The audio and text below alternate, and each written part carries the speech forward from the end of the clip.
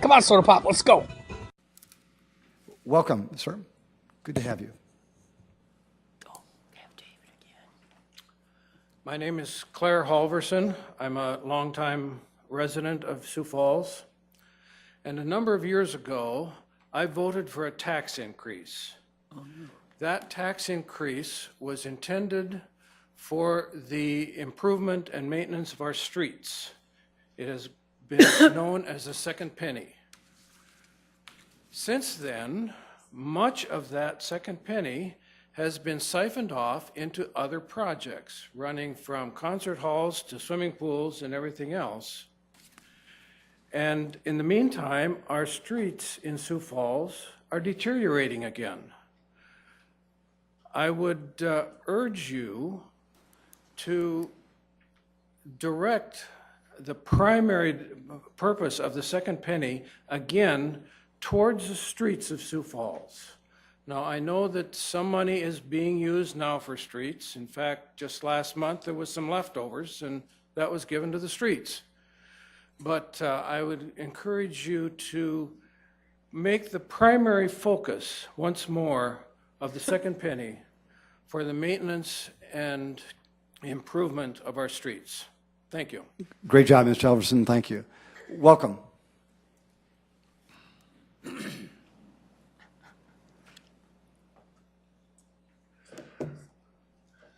Greetings. I've been here before, but my name is David Zokaitis, and for those of you who haven't heard, last fall I had an uncomfortable encounter with 4 police officers.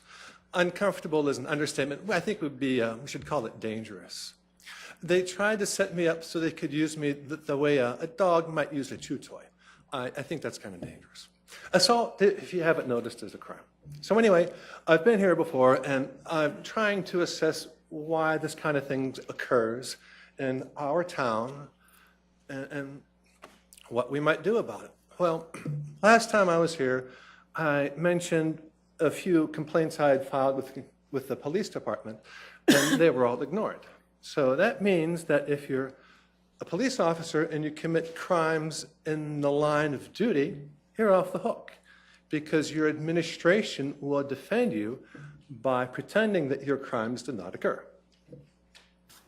So that's one reason why police do bad things to good people, is because they get away with it. But a reasonable person, such as myself, might look for other avenues to file complaints about police officers that want to beat you up. So I've contacted the Minnehaha County State's Attorney's Office, and well, I have to say that they're in on the scam as much as anybody else. Harsh words, but you know, it's my life, and I don't want to get beat up by cops. So anyway, I talked to the Minnehaha County State's Attorney's Office and asked them to investigate this particular problem, and they told me that they just couldn't do that. Apparently, the folks in the Minnehaha County State's Attorney's Office do not know how to conduct an independent investigation. I was flabbergasted. Like, how hard is it to talk to a few police officers, and how hard is it to review a few videotapes? Simple. But by pretending that they can't do this, the Minnehaha County State's Attorney's Office condones criminal activity on the part of the police. All right. Well, we're not done yet. There's a few other places I could talk to. I found out that there is a South Dakota Department of Criminal Investigation. Well, maybe they care. Turns out they referred me back to the same organization that wanted to hurt me in the first place. They said they can't do anything. Talk to the Sioux Falls Police Department. Well, you know, we're still not out of options. The FBI has an office in the Twin Cities. I contacted them. They don't care either. So this is starting to look like a grand conspiracy. If you're abused by police, the rest of the government says, fine, we do not care. And they do so mostly by pretending that bad things did not occur. I mean, how dangerous of a world are we making? I was out there making the world a better place, trimming branches on a public sidewalk, when 4 cops show up and detain me without suspicion. That's a crime. Violation of civil rights. 1 cop had me cornered, tried to grab my hand. I bet he wanted me to push him back so that the rest of the guys could get out their clubs and have a good time. All of that's supposed to be illegal, but if nobody cares, it's okay. The people that do this are building a monster, and they don't even hardly know it, apparently. But anyway, I only have 5 minutes, and tonight's topic is pretty much taken care of. Police do bad things because the government says it's okay, but we still really don't know why. Why does the government condone stuff like this? So I'll be back, and we'll try to get to the bottom of it, and maybe someday we'll find a solution. Thank you. Folks, anybody else want to engage the council? Welcome.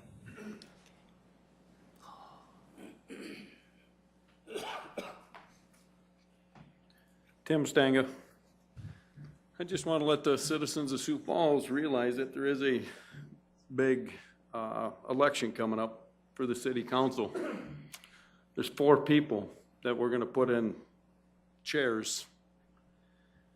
And I want them to realize the kind of people that we want up in these 4 chairs. One, we want people that are being able to be put in these chairs that when they say no, they mean no. They're not going to be bullied around. They're not going to be forced to vote the way somebody wants them to vote. And for the people of Sioux Falls to realize that if a person comes up and has $30,000 to $40,000 that they can run a campaign on, they got to look at who's giving them the money to run, and to realize that maybe that's not the guy to put in the chair.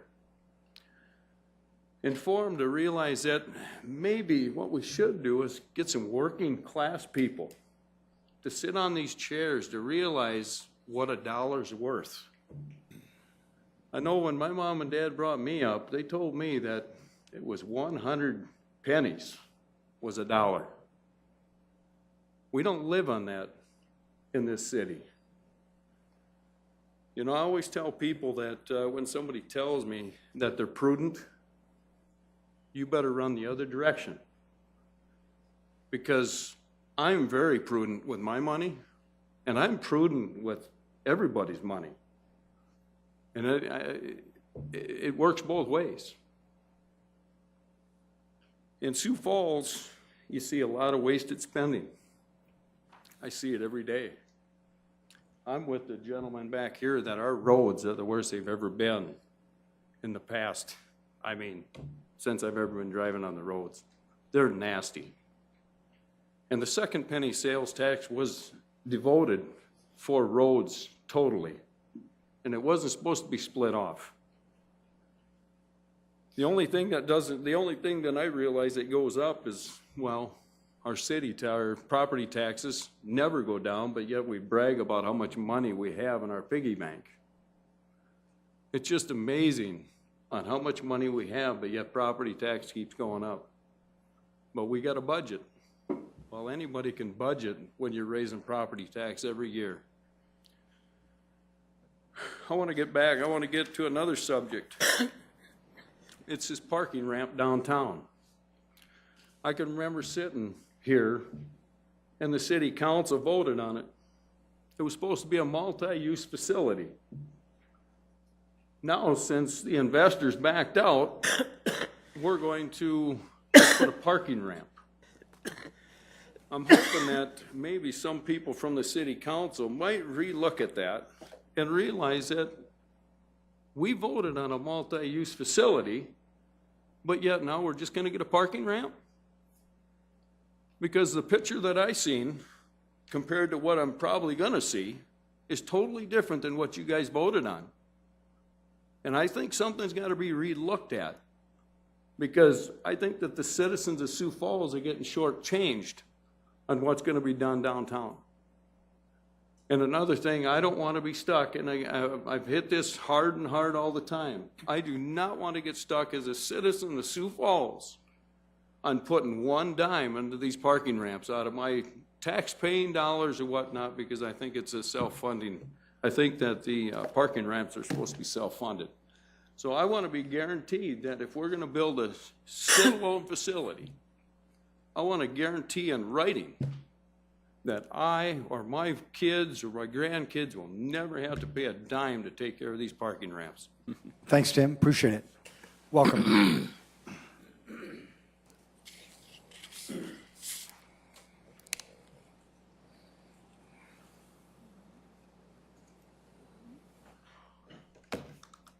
I'm not going to stick around for this. Well, I'm not either. Bruce Danielson, Sioux Falls. Intended to meet with Tonight's Joe message- Gargis to provide more background for him. Tonight's message is transparency and the lack we witnessed from our And, city you know, not administration. something that's going to end up I don't on know what's going on with online your or on a blog or computer something here, like but- that. It's just not. We'll see if that stays.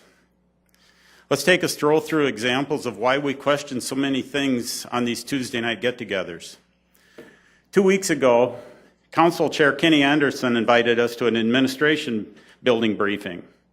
The only briefing we received were hissy fits and snide comments from Tracy, Sue, Kendra, and Aaron as they ran from the room. It's not appropriate, at least from my perspective. So if I agree. we want to reschedule sometime, Joe, I'd be happy. Yeah, I'll reach out to you. Thanks, Randy. You guys can stay in here, that's fine. You can let me know if you need something. Sorry, sir. Yeah. If you want to leave too, you can. That's fine. Our next is an inactive case, one without any answers or documentation, leaving us with nothing to calm fears. I'm walking up to my car here, Upper Tut Hill. Carry on, Upper Tut Hill.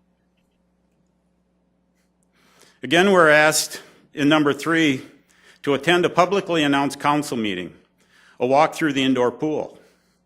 Listen for Kendra's shriek as we walk into the construction office. Was this a squeal of joy we showed up, or one of joy we weren't going to be able to tour? And how is it public tours are currently taking place, but not us? Oh yeah, I forgot. I'm going to go back this way. Oh my goodness.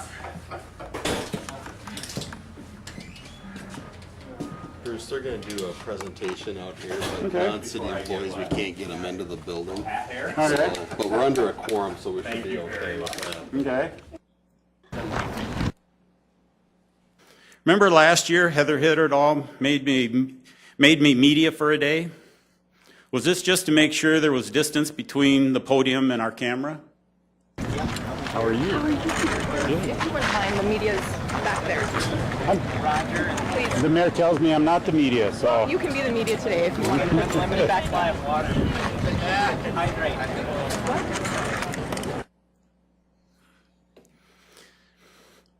Even the city attorney tried to be snide and hurtful in the wake of my family's 2010 tragedy, while covering over unethical behaviors during a Board of Ethics hearing. These complaints will not cease. After we found the first one frivolous and without any basis in law and fact, what happens? We get 3 more.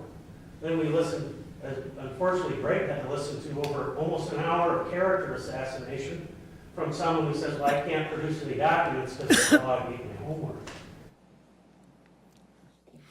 And lastly, now we get a slam down with the gavel reminding us of a criminal assault in this very chamber 1 year ago next week. Listen to the last words spoken here by our friend I.L. Wiedemann. Ask his questions. So, thank you very much. Mr. Weilerman, I apologize, sir.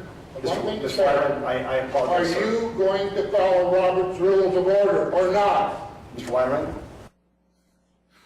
When will we get respect for Robert's rules, the charter, and common decency? Next week we vote. There are several candidates here tonight watching how we all interact. I'm not going away after next week. Will they be here with us, looking for the answers next week and thereafter? Thank you. Thank you. Folks, anybody else want to engage the council? Welcome.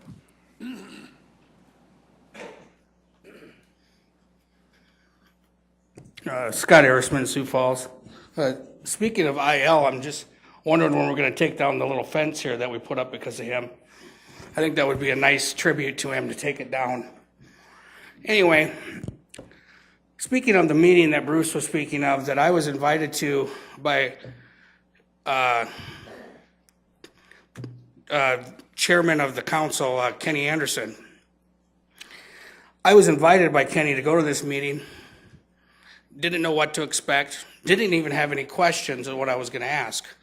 Kenny explained to me and Bruce that we were invited and that there were going to be some people from administration and we didn't know who was going to be there. And we could ask questions and we were going to talk about the administration building. I asked Bruce in the interim, we were invited on a Friday. I asked Bruce in the interim, I said, do these directors know we're going to the meeting? And Bruce said, well, Kenny said, it's his meeting. You know, he's chair of the council, and we were invited by him. So it was no conspiracy. We didn't just show up, sneak in the building, try to get some crazy footage. We just came with our cameras, we usually do. Now, while I was offended by the way they acted, as you could see from the video, what bothered me the most after I left the meeting was the way Kenny Anderson was treated. As chair of the council, he is #1 in leadership. And for the directors of this city to treat one of their fellow elected, let me say this to you, elected council members that way is inexcusable. And I would think that the mayor, who is their boss, would have had a stern sit down with them to explain to them that you would not treat my peers, the council, because you're a counselor, just like they are, in that manner ever again. Or there's the door. As for the fact that somehow mysteriously Joe Sneeve is media because he gets a paycheck from the Argus Leader, and I am not, I take great offense to that. I've been doing it a lot longer than Joe Sneeve has. And I think that the city directors and some people in the city are just going to have to start embracing alternative media. That's the way it's going all over the country. They're the ones uncovering the stories. And if a lot of times if these cameras weren't showing up, a lot of stuff wouldn't get uncovered, as we are finding out ourselves. As for something Tim mentioned about the second penny and the roads, it is true. A lot of people say, well, our roads are in good shape. Well, the main roads are, for the most part. But if you ever take a trip down any of the side roads in any of the side neighborhoods, they're in really awful shape. Some of them I don't even know how they're impassable or drivable. And sometimes I even wonder how the planning is done to fix these roads, because you'll go down an east-west road and it'll be completely repaved the year before, and then you'll go down the north-south in between those two roads and it'll look like a bomb hit it. So I hope there's some better planning done and more money spent on our roads. Thank you. Thank you, Scott. Y'all come back now. Here. What kind of morons run this outfit?